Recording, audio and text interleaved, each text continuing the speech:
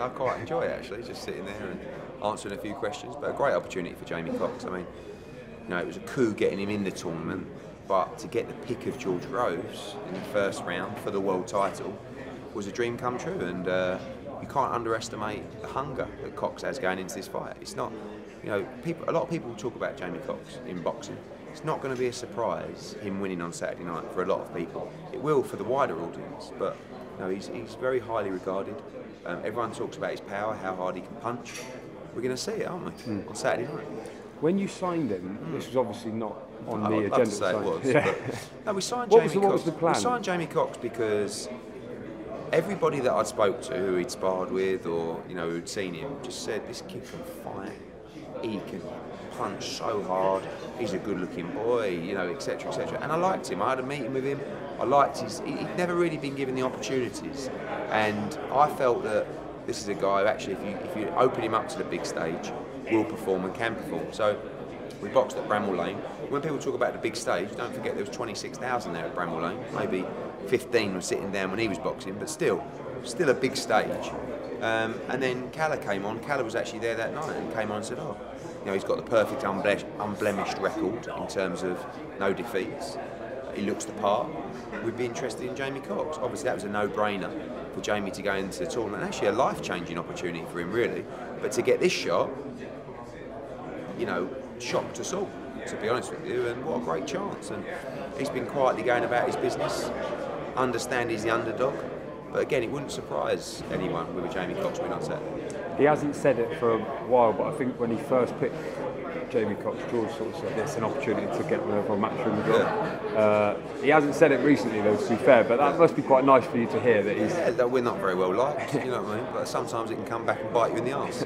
And, obviously, I think the Wembley fight for George against Froch took him a long time to get over that. I mean, that was... To get knocked out like that on a stage like that must have hurt, and I admire him for the way he's come back, and I admire him for the way he's won a world title, and I like George Groves. He's not the fighter he was. He's still one of the top fighters in the division, but he's not the fighter he was against Carl Froch in the first fight. He was a very, very dangerous fighter then, very fast, very spiteful, very fearless. Now, he may be cuter, but he's not as good as he was then. I think he was a very dangerous fighter back then. He can still punch, he has good size, great jab, but he's beatable. He can be hurt, he can be hurt, and he's not fought a puncher since he got knocked out against Carl Froch. You go through it, Badu Jack, Rebresse, De Luisa, Martin Murray at super middle is not a particularly big puncher. Gut-necked, Chudinov, they're not punchers. Jamie Cox hits very, very hard, and George Groves can be hurt, but he's also very, very good. So I think it's a really good fight. I'm sure you kind of followed Jamie Cox even before you signed him, knew about him. George kind of made a point up there that for some reason or other it hasn't happened for him yet. He won the Commonwealth Games ages ago. And people have always been talking about him as this real dark horse, and he's a southpaw who can punch, but it hasn't happened for him yet. Any ideas why? Yeah, because he's been a little bit ill-disciplined out of the ring. It's very easy for fighters to get demotivated when they haven't got a structure in their life or their career or a plan.